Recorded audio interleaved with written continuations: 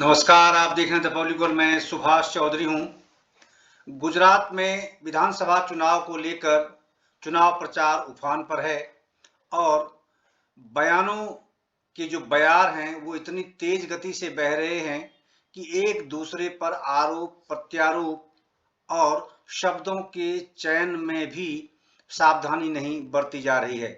एक तरफ कांग्रेस पार्टी के राष्ट्रीय अध्यक्ष मल्लिकार्जुन खड़गे स्वयं गुजरात में मौजूद हैं और चुनाव प्रचार की कमान संभाले हुए हैं, तो दूसरी तरफ भारतीय जनता पार्टी की ओर से स्वयं प्रधानमंत्री नरेंद्र मोदी लगातार गुजरात में बने हुए हैं। गृह मंत्री अमित शाह, भारतीय जनता पार्टी के राष्ट्रीय अध्यक्ष जेपी नड्डा सहित वहां के मुख्यमंत्री, कई केंद्रीय मंत्री भी वहां कैंप किए हुए हैं। आज जिस भाषण को लेकर गुजरात में विवाद खड़ा हो गया है, मल्लिकार्जुन खड़गे राष्ट्रीय कांग्रेस के राष्ट्रीय अध्यक्ष ने दिया है। उन्होंने अपने भाषण में गुजरात में एक अपनी पार्टी के प्रत्याशी का प्रचार करते हुए उन्होंने भारतीय जनता पार्टी पर करारा प्रहार किया। खासकर उन्होंने निशाना प्रधानमंत्री नरेंद्र मोदी पर साधा और उन्होंने कहा कि जब गुजरात में चाहे वो स्थानीय चुनाव हो, लोकल बॉडी का चुनाव हो, म्यूनिसिपल कॉर्पोरेशन का, म्यूनिसिपैलिटी का चुनाव हो, एमएलए का चुनाव हो और सांसद का चुनाव हो, सभी चुनाव में नरेंद्र मोदी के नाम पर वोट मांगे जाते हैं। और प्रधानमंत्री नरेंद्र मोदी देश के प्रधानमंत्री हैं, उनको प्रधानमंत्री की जिम्मेदारी दी गई है और उन्हें राष्ट्रीय स्तर पर देश का कामकाज करने में अपना समय देना चाहिए, न कि वो लोकल बॉडी चुनाव तक में वो हर वार्ड में, हर असेंबली में, हर सेगमेंट में वो चुनाव प्रचार करने के लिए जा रहे हैं। उन्होंने कई प्रकार के कटाक्ष किया और इसी बात को आगे बढ़ाते हुए मल्लिकार्जुन खड़गे ने नरेंद्र मोदी से कहा कि आप स्थानीय चुनाव में भी आते हैं, आप विधानसभा चुनाव में भी आते हैं, आप संसदीय चुनाव में भी आते हैं, हर जगह मोदी के नाम पर वोट मांगे जा रहे हैं और आप हर जगह जा रहे हैं। क्या आपके 100 सिर हैं? हालांकि तुलना करने का उनका कुछ अलग प्रकार का इरादा था, उनका दृष्टिकोण कुछ और था, लेकिन इसको लेकर अब बवाल खड़ा हो गया है। भारतीय जनता पार्टी तो हमेशा कांग्रेस पार्टी के हर नेता के ऐसे बयान, ऐसे शब्दों को लपकने के लिए आतुर बैठी रहती है, जिसका वो पूरा फायदा गुजरात में सेंटिमेंटल तरीके से उठा सके। आज वही हुआ है। मल्लिकार्जुन खड़गे ने रावण का नाम ले लिया, 100 सिर की बात उन्होंने कर दी प्रधानमंत्री के लिए। और उधर भारतीय जनता पार्टी के राष्ट्रीय प्रवक्ता डॉक्टर संबित पात्रा ने आज प्रेस कॉन्फ्रेंस कर इस मामले को लेकर मजबूती से उठाया और उन्होंने आलोचना की कांग्रेस के राष्ट्रीय अध्यक्ष मल्लिकार्जुन खड़गे की इस बात के लिए कि उन्होंने गुजरात के बेटा नरेंद्र मोदी की तुलना रावण से कर दी है। आइए आपको पहले सुनवाता हूं मल्लिकार्जुन खड़गे ने क्या कुछ अपने भाषण में कहा, जिस भाषण को लेकर विवाद खड़ा हुआ है। आइए उनका पूरा भाषण सुनिए। हमारे राष्ट्रीय अध्यक्ष खड़गे साहब से विनती करूंगा कि खड़गे साहब आप आइए और इतनी बड़ी तादाद में इकट्ठे सभी लोगों को जनसभा संबंधी हमारे राष्ट्रीय अध्यक्ष खड़गे साहब।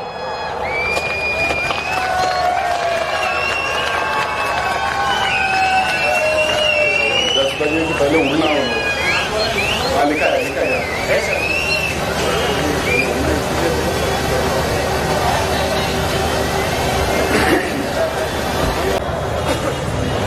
अभी तक आपने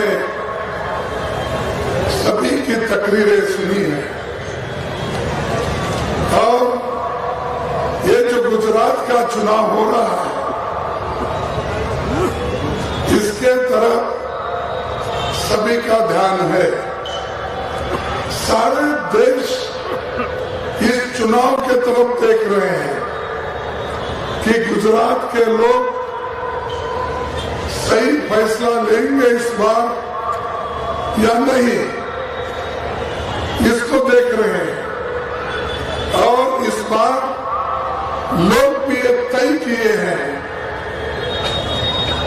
कि किसी हालत में कांग्रेस पार्टी को हम जिता के रहेंगे। ये सब लोगों का इरादा गुजरात में बन गया है। ये क्यों आप पूछेंगे? इसीलिए अगर गुजरात गुजरात बीजेपी के लिए बहुत अच्छा होता और उनके लिए यहां जीतने का एक उनमें विश्वास होता तो आज मोदी साहब दिल्ली में जो केंद्र सरकार का काम करना चाहिए वहां बैठ के वो छोड़कर गुजरात के गलियों में नहीं फिरते थे। गुजरात के हर असेंबली सेगमेंट में जा रहे हैं, गुजरात के हर वार्ड में जा रहे हैं, शाह जा रहे हैं, मोदी जी जा रहे हैं, उनके साथ 4-5 चीफ मिनिस्टर लोग जा रहे हैं और 40 से ज्यादा केंद्र मंत्री यहाँ है और सारे आजू बाजू के जहां पर भी बीजेपी की सरकार है सबको उन्होंने बुला लिया। ये क्यों? क्योंकि उनके पास उनको ये मालूम हुआ लोग उनके खिलाफ हो रहे हैं, लोग उनके साथ नहीं है, ये उनको दिख रहा है। और जब आदमी घबराता है उस घबराहट में कुछ भी कह देता है और कुछ भी करता है, वही यहां पर हो रहा है। अगर उनको विश्वास होता तो ये काम नहीं करते थे, वो छोड़ देते थे। ये तो गुजरात का इलेक्शन है, यहाँ के लोग उनके पार्टी के लोग भी काम करते हैं, हमारे पार्टी के लोग भी काम करते हैं, तो लेवल प्लेइंग ग्राउंड में है, हम लड़ते हैं। हमारे पास देहातों में बहुत दफा ऐसा होता है कि कुश्तियां खेलने जाते हैं, प्राइज रखते हैं, छोटा प्राइज रखते हैं, फिर बड़ा प्राइज रखते हैं, फिर सोने की खड़ा क्या बोलते हैं वो रखते हैं, लेकिन उसके हैसियत से वो लड़ाई होती है। अगर जो छोटे कुश्ती खेलना चाहता है वो अलग लड़ता है, अगर जो मध्यम स्थिति में वो अलग लड़ता है, और जो सोने की खड़े की कुश्ती करता है वो अलग रहता है। लेकिन यहां मैं देख रहा हूं हर इसमें मोदी जी वही कुश्ती खेल रहे। म्युनिसिपैलिटी के इलेक्शन आते हैं, कॉर्पोरेशन के चुनाव आते हैं, मोदी को वोट दो। अरे भाई यहां तो हमारा कैंडिडेट शैलेश है, शैलेश के खिलाफ आपका कौन सा कैंडिडेट है उसका प्रचार करो, उसके नाम से वोट मांगो, वो सब छोड़ दीजिए, मोदी को वोट दो। क्या मोदी आके यहाँ के म्युनिसिपैलिटी के काम करने वाले हैं? क्या मोदी आके आपके मुसीबत में मदद करने वाले हैं? अरे आप तो प्रधानमंत्री हो, आपको काम दिया गया है, वो काम करो। वो छोड़ के municipal corporation election, MLA election, खैर एमपी इलेक्शन, उनको प्राइम मिनिस्टर बनना है तो फिरते रहते हैं, लेकिन हर वक्त अपनी ही बात करते हैं। आप किसी को मत देखो, मोदी को देखकर वोट दो। भाई तुम्हारे को तुम्हारी सूरत कितनी बार देखना, कॉर्पोरेशन में भी तुम्हारी सूरत देखना, एमएलए इलेक्शन में तुम्हारी सूरत देखना, एमपी इलेक्शन में भी तुम्हारी सूरत देखना, हर जगह कितने भाई क्या आपके रावण के जैसा 100 मुख है क्या है, समझ में नहीं आता। और अब काम पे वोट मांगो, हमको खुशी है कांग्रेस ने क्या नहीं किया, क्या किया, गिनते जाओ हमारे उपलब्धियां, हमने क्या दिया। जो भी इससे पहले 27 साल पहले आजादी के बाद हमने क्या किया वो भी गिनते ना। आप आने के बाद क्या लोगों को दिया, कितना अमन इस देश में रखा, कैसा आज समाज को डिवाइड करने में आप लगे हुए हो, वो भी देखो। तो काम तो वो कुछ बोलते नहीं, सिर्फ बीजेपी में जुमले हैं। और ये जुमले ऐसा बोलते हैं, एक झूठ के ऊपर झूठ। मैं तो कल के परसों किसी तकरीर में यही बोला, तो मोदी साहब तो झूठे वायदे करने में झूठों के बादशाह है, क्योंकि वो बोलते ही जाते हैं। नौकरी ऐसा ही बोले 2 करोड़ नौकरियां दे दो, या अगर गुजरात में मिला है सालाना 2 करोड़ बोले तो मुझे मालूम नहीं, या मिला किसी को। और उस वक्त बोले काला धन मैं बाहर से लाऊंगा, 15 लाख एक को दूंगा।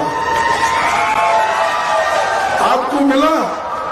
अरे कम से कम गुजरात वालों को तो मिला होगा, कर्नाटक वालों को नहीं मिला, राजस्थान वालों को नहीं मिला होगा, क्योंकि वो हमेशा गुजरात मॉडल की बात करते हैं बाहर। तो आपको तो देना चाहिए था ना, दिया नहीं। तो कितने जुमले ऐसे ही हैं। और उसके अलावा ये देखो, उद्घाटन करने की उनका बड़ा आदत है। कोई भी चीज कांग्रेस की तैयार की हुई, उसको फिर चुना लगा के, कलर लगा के उसका उद्घाटन करते हैं और ये कहते हैं ये मेरा है। हर चीज को बोलते रहेंगे। इनका जन्म जब हुआ उससे पहले भी अगर कोई प्रोजेक्ट अहमदाबाद में हो, गुजरात में हो, अगर बना है तो उसको भी चुना और कलर लगा के बोलेंगे ये मेरा है। तो ये चीजें कितने दिन झूठ बोलेंगे, कितने वक्त बोलेंगे, कितने बार बोलेंगे, ये हमको बताओ। और हाल ही की घटना अब छोटी सी, इसमें प्रतापगढ़ी में बता के चले गए। मोरबी पुल जो 123 लोगों की जान ली, कितने 137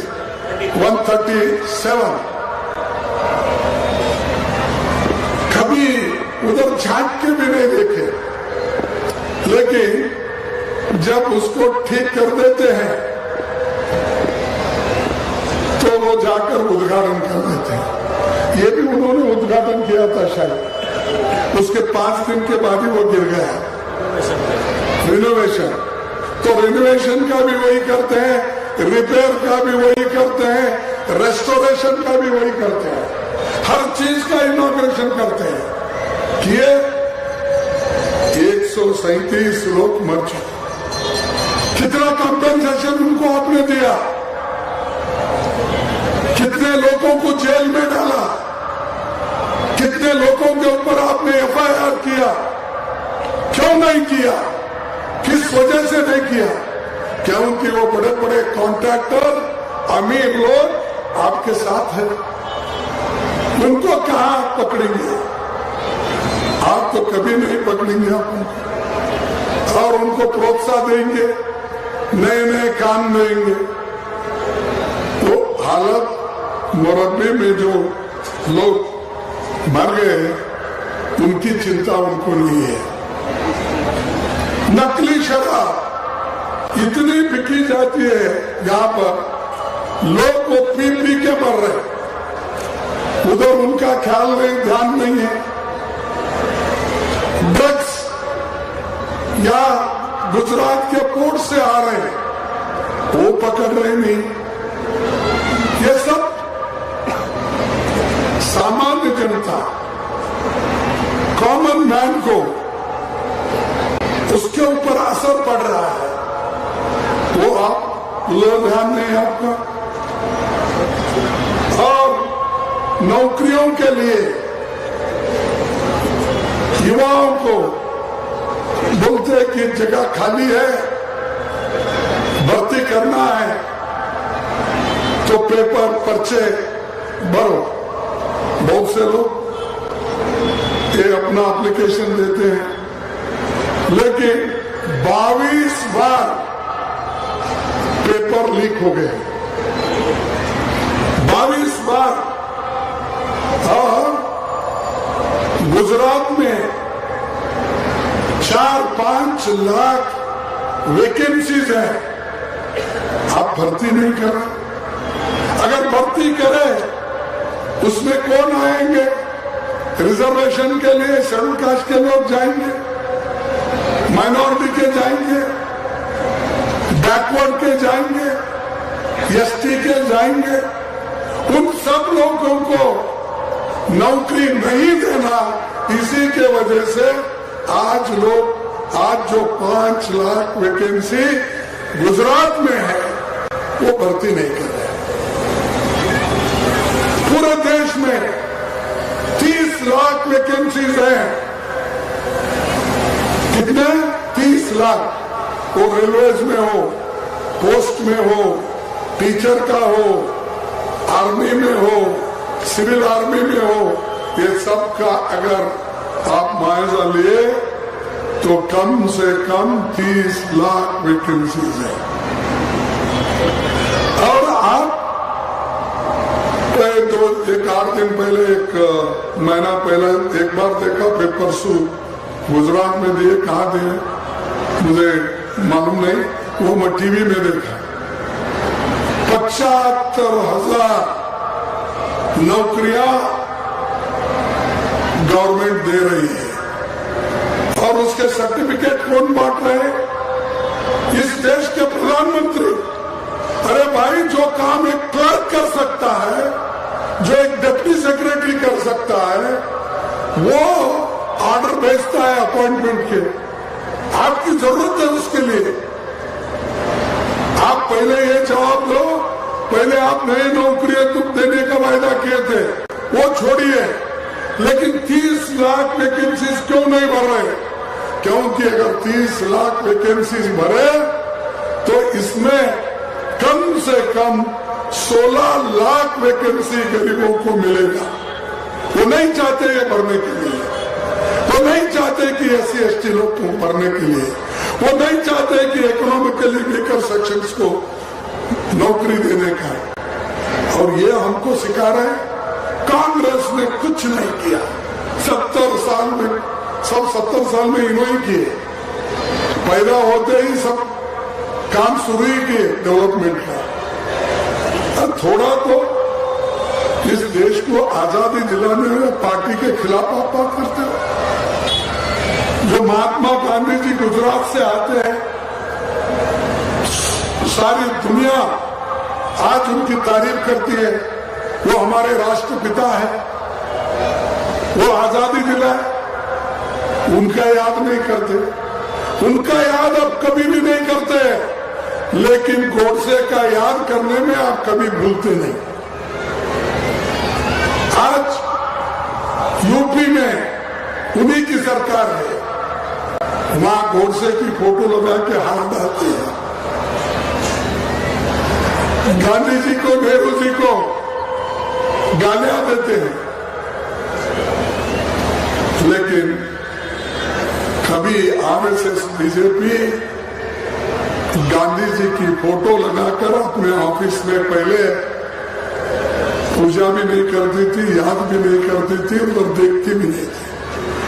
बाबा साहब अम्बेडकर को जो संविधान उन्होंने बनाया, जवाहरलाल नेहरू, वल्लभ भाई पटेल, गांधी जी के आशीर्वाद से जो संविधान बाबा साहब ने बनाया,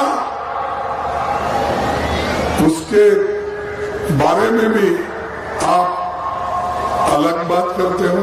अंबेडकर को एक तरफ, पंडित जवाहरलाल नेहरू जी को एक तरफ, सरदार वल्लभ भाई पटेल को एक तरफ, सुभाष चंद्र बोस को एक तरफ, अरे हमारे सब लीडरों को अलग अलग करके लोगों में, युवाओं में जहर फैलाने का काम करते हैं। अरे आप अपनी बात करो, आपको हुकूमत यहां मिली 27 साल हो गए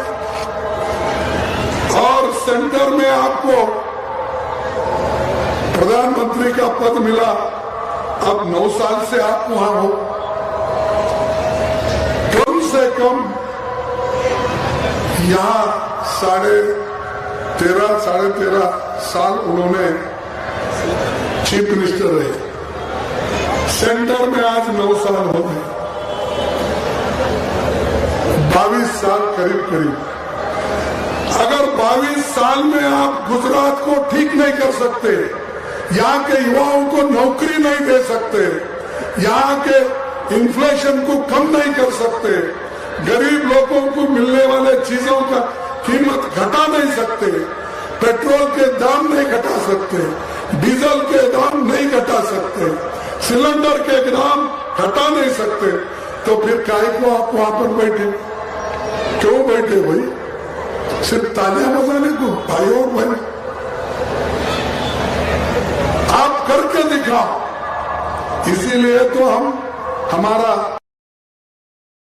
इलेक्शन मैनिफेस्टो, उसमें से कई चीजें गहलोत साहब ने बताई, वो चीज हम करके दिखाएंगे। जो हम कहते हैं वो करते हैं।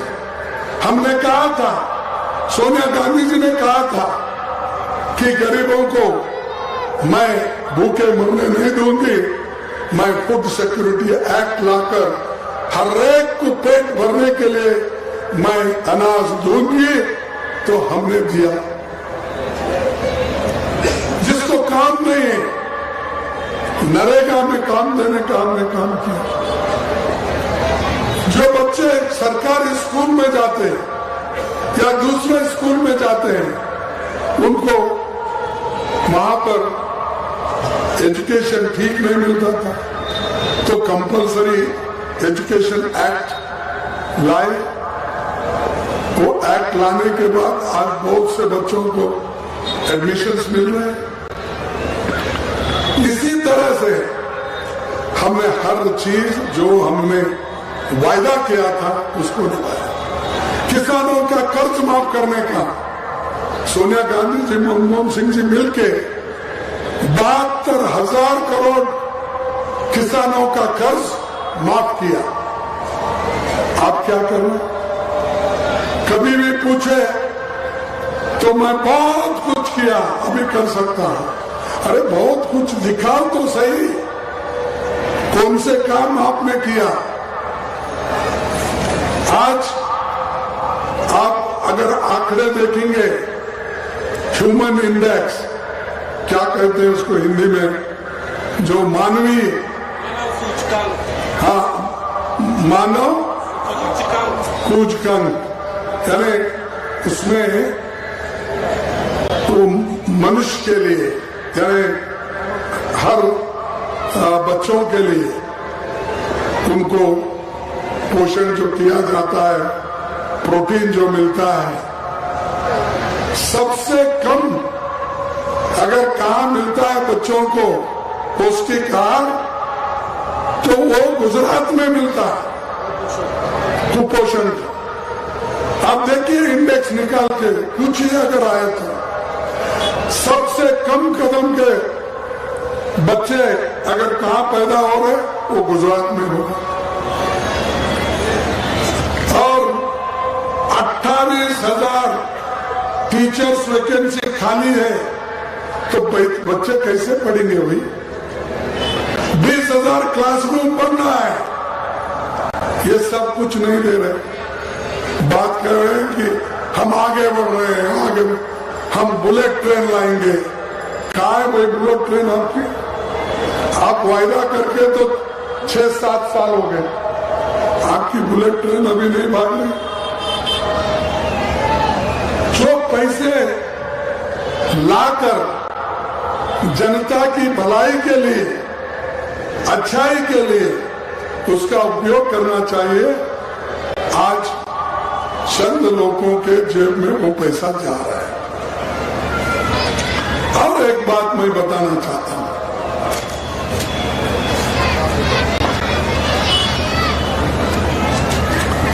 और एक चीज मैं बताना चाहता हूं।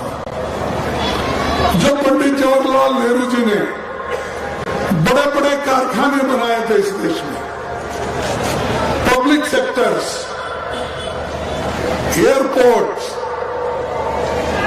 कांग्रेस ने बनाई थी, पोर्ट्स, ऐसे बहुत सी चीजें हमने बनाई देश को एक रखने के लिए, देश के प्रगति के लिए, देश के उन्नति के लिए।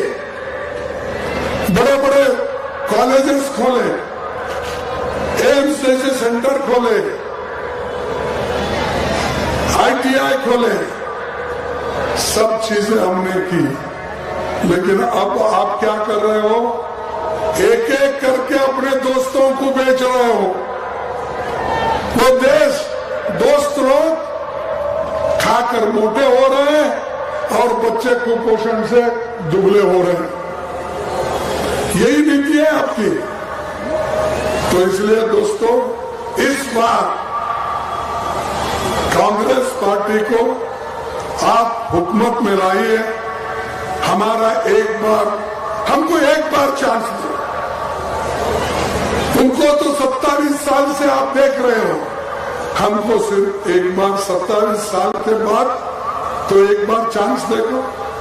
तो फिर हम आपको आज जो हमने कसम खाई है कि डेमोक्रेसी को टिकाने का, संविधान को बचाने का, सबको मिलकर चलने का, जो राहुल गांधी जी ने भारत जोड़ो यात्रा निकाली है, वो सब समाज को जोड़ने का, सब भाषाओं के लोगों को जोड़ने का, सब लोगों को जोड़कर कदम पे कदम डालकर आगे चलने का हम सिखाए।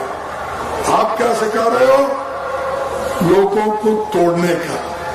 हम जोड़ने का सिखाते, आप तोड़ने का सिखाते। यही फर्क है आप में और। इसीलिए समय की कमी है और ज्यादा कुछ बोलना नहीं चाहता। आपसे यही विनती करूंगा कि आप इस बार किसी हालत में घर में मत बैठिए। जिस दिन वोटिंग होती है, घर घर फिर के ज्यादा से ज्यादा वोटिंग कराओ और कांग्रेस पार्टी के जो अभ्यर्थी है, जो कैंडिडेट है, इसको जिताओ। तो मैं ये कहूंगा, मैं हमेशा कहता, जब मैं इलेक्शन 72 में ठहरा था, उस वक्त भी ये बात कही थी मैंने कि हमारे पास शक्तित है, न जात पर न पात पर, बटन दबाओ हाथ पर, न जात पर, न पंथ पर, न धर्म पर, ये सब भूल जाओ, लेकिन सब मिलके बटन, हाथ पर बटन दबाओ और शैलेश को जिता के लाओ। शैलेश पार्मा जो चौथी बार जीत के 5वीं बार जीतने वाला है, उसका नाम मालूम नहीं क्या उनको? सभी लोग जानते हैं पार्मा को। तो इसलिए आप वो काम करेंगे, सबको मंजूर है? अरे इतना जोर से बोलो यारो। जो हमारे खिलाफ के लोग हैं, वो नींद भी अगर कर रहे तो उठ के बाहर आओ, तो आप जिताएंगे। धन्यवाद। आपने सुना कि मल्लिकार्जुन खड़गे कांग्रेस पार्टी के राष्ट्रीय अध्यक्ष ने क्या कुछ कहा और उनका दृष्टिकोण क्या था। उन्होंने रावण शब्द का उपयोग क्यों किया और उन्होंने 100 सिर की बात क्यों कही है, किस तर्क के आधार पर उनका तर्क क्या था, क्या कहना था, किस तरह से उन्होंने उपमा दी है। उसके बाद अब आपको मैं सुनवाता हूं भारतीय जनता पार्टी के राष्ट्रीय प्रवक्ता डॉक्टर संबित पात्रा की वो प्रेस वार्ता, जिसमें उन्होंने इस मुद्दे को प्रमुखता से उठाया। आप सभी को नमस्कार है और एक बहुत ही महत्वपूर्ण विषय आज के इस प्रेस वार्ता के माध्यम से रखा जाएगा और बाकी जो संदेश आपको भेजा गया था उसके विषय में भी बताया जाएगा। पहले तो आज पूरा हिंदुस्तान, पूरा भारतवर्ष और खास करके गुजरात प्रदेश आज बहुत क्षुब्ध है। जिस प्रकार का बयान, जिस प्रकार का वक्तव्य कांग्रेस के अध्यक्ष खड़गे साहब ने माननीय प्रधानमंत्री श्री नरेंद्र मोदी जी के लिए दिया है, उन्होंने माननीय प्रधानमंत्री श्री नरेंद्र मोदी जी को रावण कहा है। और मुझे लगता है इससे बड़ी धृष्टता, इस प्रकार के भाषा का प्रयोग, इस प्रकार का गाली गलौज अपने प्रधानमंत्री के लिए करना, और वह भी गुजरात के सपूत के लिए ऐसे शब्दों का प्रयोग गुजरात में खड़े होकर करना, यह उचित नहीं है, यह निंदनीय है और कहीं ना कहीं यह कांग्रेस की मानसिकता को दर्शाता है। नरेंद्र मोदी जी गुजरात के वह पुत्र हैं, नरेंद्र मोदी जी वह गुजराती है जो आज ये कहने से अतिशयोक्ति नहीं होगा कि वो गुजरात के स्वाभिमान के रूप में, हिंदुस्तान के प्रधानमंत्री के रूप में विगत 8 वर्षों से काम करते हुए हिंदुस्तान के प्रत्येक गरीब को, हिंदुस्तान के प्रत्येक पिछड़े को, हिंदुस्तान के प्रत्येक मजदूर को किस प्रकार से आगे लिया जा सके, उसका विकास कैसे हो, उसके लिए अनवरत कार्य कर रहे हैं। मैं तो सल्यूट करता हूं गुजरात की भूमि को, पवित्र गुजरात की भूमि को, पवित्र गुजरात की मिट्टी को मैं सल्यूट करता हूं कि उन्होंने ऐसा एक सुपूत हिंदुस्तान को दिया है जिसके लिए पूरे विश्व में आज एक अनुपम छवि बनी है। A leader who is considered as a global leader today across the world, उसको रावण कहना और उसके लिए इस प्रकार के अपशब्दों का प्रयोग करना, यह केवल और केवल मोदी जी का अपमान है, ऐसा नहीं है। मल्लिकार्जुन खड़गे जी, सोनिया गांधी जी, राहुल जी, आप जान ले, यह प्रत्येक गुजराती का अपमान है। This is an insult which is rubbed into every Gujarati. यह गुजरात का अपमान है। और खड़गे साहब, सोनिया जी के कहने पर आपने गुजरात में जाके, गुजरात की मिट्टी पर खड़े होकर गुजरात के बेटे के लिए जिस प्रकार के शब्दों का प्रयोग किया है, उससे कांग्रेस को आईना दिखाने का काम गुजरात की जनता करेगी। बंधुगण, मैंने इसलिए कहा कि मल्लिकार्जुन खड़गे जी के ये वक्तव्य नहीं है, ये वक्तव्य सोनिया गांधी और राहुल गांधी जी के, क्योंकि जिस प्रकार का नफरत गांधी परिवार में नरेंद्र मोदी जी के लिए रहा है, नतीजा हुआ है कि आरंभ तो सोनिया जी से होता है और गाली देने का काम तमाम कांग्रेस के नेता करते हैं। आप याद कीजिए, सबसे पहले मोदी जी को मौत का सौदागर कह के संबोधित किया था आदरणीय सोनिया गांधी जी ने। क्या नतीजा रहा? जब एक गुजराती को, जब एक मेहनत कश गुजराती को मौत का सौदागर कहा जाता है, तो गुजरात की जनता ने सोनिया जी और कांग्रेस पार्टी को इसका जवाब दिया। नतीजा हमने देखा है। और आज फिर से मल्लिकार्जुन खड़गे जी प्रधानमंत्री जी को रावण कह रहे हैं। और इतना ही नहीं, आज से 1 हफ्ते पहले मधुसूदन मिस्त्री, जो कांग्रेस के बड़े नेता हैं, उन्होंने कहा था कि हम मोदी को औकात दिखा देंगे। मुझे कहते हुए दुख हो रहा है कि आज नरेंद्र मोदी जी पूरे विश्व में हिंदुस्तान कहां खड़ा है, किस पायदान पे खड़े हैं, इसको बता रहे हैं। 11वें नंबर स्थान से अगर हिंदुस्तान 5वें नंबर का आर्थिक शक्ति बनता है और उसके पीछे नरेंद्र मोदी जी की मेहनत है, तो मोदी जी को औकात दिखाने की बात मधुसूदन मिस्त्री और कांग्रेस पार्टी करती है। केवल रावण नहीं कहा गया, बार बार जो औकात दिखा देंगे कहा गया है। क्या औकात दिखा देंगे सोनिया जी? मोदी जी ने सर्जिकल स्ट्राइक करके पाकिस्तान को सबक सिखाया, पाकिस्तान को अपनी औकात दिखाई। मोदी जी ने जिस प्रकार से आतंकवाद के खिलाफ काम किया है, आतंकवाद को अपना औकात दिखाया कि तुम सर उठा करके हिंदुस्तान में जी नहीं सकते हो आतंकवाद। तो इस कारण से आप मोदी जी को रावण और आप मोदी जी को औकात दिखाने के विषय में बताएंगे। बंधुगण, इतना ही नहीं, आप याद करिए किस प्रकार से शेख हुसैन ने प्रधानमंत्री नरेंद्र मोदी के लिए 2022 में कहा था कि वो कुत्ते की मौत मरेगा। आप लोगों ने न्यूज में भी दिखाया था। पूरा का पूरा इस पे भारतीय जनता पार्टी ने प्रेस कॉन्फ्रेंस भी किया था। प्रधानमंत्री के लिए इस प्रकार के शब्दों का प्रयोग, और सुबोधकांत सहाय ने कहा था हिटलर की मौत मरेगा मोदी। आप सोच के देखिए किस प्रकार की कामना कांग्रेस पार्टी की रही है। केवल रावण नहीं, कुत्ते की मौत मरना, हिटलर की मौत मरना। अलका लांबा ने कहा था वो नालायक प्रधानमंत्री है।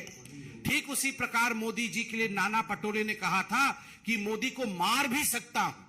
कांग्रेस पार्टी के अध्यक्ष महाराष्ट्र के, आपको याद है ना कि अगर आवश्यकता पड़े तो मैं मोदी को जान से मार सकता हूं, यह भी नाना पटोले ने कहा था। इतना ही नहीं, राक्षस की तुलना एक बहुत बड़े नेता कांग्रेस पार्टी के पूर्व मंत्री उमंग सिंघार ने कहा था कि मोदी एक राक्षस है, तो वहीं दूसरे ने कहा था मोदी क्रूर प्रधानमंत्री है, और ये रणदीप सुरजेवाला है जिन्होंने कहा था कि मोदी एक क्रूर प्रधानमंत्री है। और रणदीप सुरजेवाला ने मोदी जी की कंपैरिजन बंदर से भी की थी। ये पूरी फहरिस्त के साथ में बैठा हूं, पूरा फहरिस्त है। मुझे लगता है कॉकरोच, यमराज, जिस प्रकार के घिनौने शब्दों का प्रयोग मोदी जी के लिए किया गया है, मोदी जी खुद कहते हैं, अमेरिका में भी कहा, जब उनसे किसी ने पूछा कि आपके पीछे ऊर्जा का कारण क्या है, तो मोदी जी ने कहा रोज 2.5-3 किलो गाली जो मुझे परोसा जाता है कांग्रेसियों द्वारा, उसी से मुझे ऊर्जा मिलती है। जब भ्रष्टाचारी, जब परिवारवादी, जब तुष्टीकरण करने वाले नेता गाली देते हैं तो एक बात स्पष्ट होता है कि हमारे प्रधानमंत्री कुछ अच्छा कर रहे हैं, इस कारण से उन्हें गाली दिया जा रहा है। टुकड़े टुकड़े गैंग जब ये प्रधानमंत्री को गाली देते हैं तो इसमें एक ही संदर्भ होता है कि प्रधानमंत्री देश को जुड़ा हुआ देखना चाहते हैं, इसीलिए जो देश को खंडित देखना चाहते हैं वो प्रधानमंत्री को गाली देने का काम कर रहे हैं।